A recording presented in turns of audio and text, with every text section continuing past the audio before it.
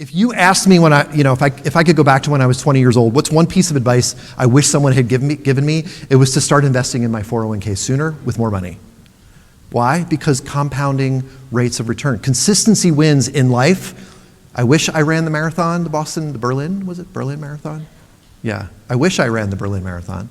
But if I was going to win the Berlin, or run the Berlin Marathon, I wouldn't just go out and run 26 miles, right? I would start with a mile and then 2 miles, right? So consistency is what allows us to achieve our goals in life, and consistency wins in marketing more than anything else. It's my favorite chart because it just shows the simple math, that when we go from inconsistent to always on or consistent marketing, we can see better results, not just in the form of traffic to our website, but in the form of leads, in the form of sales, in the form of revenue that we can show to our boss.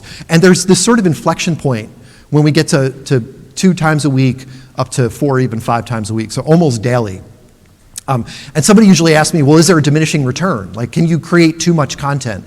The answer is no. You can see, if you're, again, analytical, you can see this chart doesn't trail off. It keeps going. That's why SEMrush is spending $30,000 a month on content. I know that because they're killing me, because I spend 3. Because there's no diminishing return on the amount of customer-focused content you can publish on your website, if you're looking to get results like traffic and leads.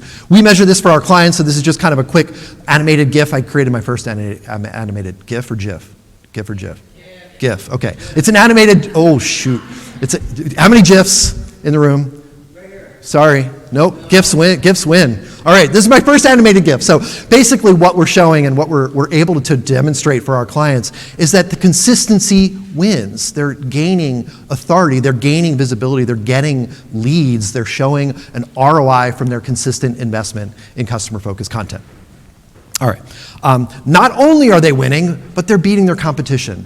We pick the hardest keywords. We want to show them that they stink, they really suck when it comes to how well they rank and how much traffic they get relative to the competition.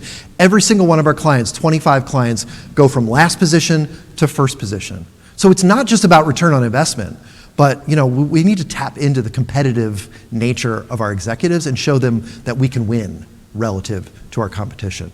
Not only can we bring ROI to the conversation, but we can tap into that sort of natural competitive instinct. And it wins over time. So we do this for a year and then we reset. We pick another 50 or 100 hard things to do relative to the competition, which bumps our clients down to the last position in their market, and then we create a year's worth of content, they publish it every single week, and they go up to the #1 position. And we repeat this year after year after year. So not only are we winning and showing ROI, we're beating the competition. We have to become notable. And this is especially true in the AI-driven world that we're in. You've all heard of double eat? Yes? Everyone's heard of double eat, right? We need experience, we need expertise, we need authority in order to build trust. Trust is the key metric that Google's now using to understand whether we should rank for search, whether we should show up when our audience is searching for the challenges, the questions that they have. I think everything in life can be explained in a Venn diagram, so this is my Venn diagram for content marketing. If you don't have your own Venn diagram, you can steal this one. On the left-hand side is all the crap that we do. And I think it's important. It took me a long time to try to figure out, why do we create so much content that never gets used or that stinks when it does get used? Again, it's his fault, right? But it's our own natural instinct. I think most of us wake up and maybe you don't love your company. Maybe some of you do. Who loves your company? Good for you. Good for you. Okay. Well, for the rest of us, right? Maybe you just like your job. You like paying your frickin' mortgage, right? So for us, we even those of us that don't love our companies still believe that marketing's job is to promote the stuff that we do. We have to resist that natural tendency. We have to focus maybe a little bit more on our customers. Now, on the right-hand side is what your audience is actually interested in, pictures of babies and kittens and puppies. And that's entertainment. We can't do that either, because that's charity. That doesn't drive revenue. It doesn't drive the ROI that our audience is looking for, that our bosses are looking for. So helpful B2B content is sort of this thing in the middle. It's answering the biggest questions on the minds of your audience with the expertise that you have, with the experience that you can share, to build authority and trust that Google's looking for. That requires empathy. How do we explain the importance of empathy to executives that have no empathy?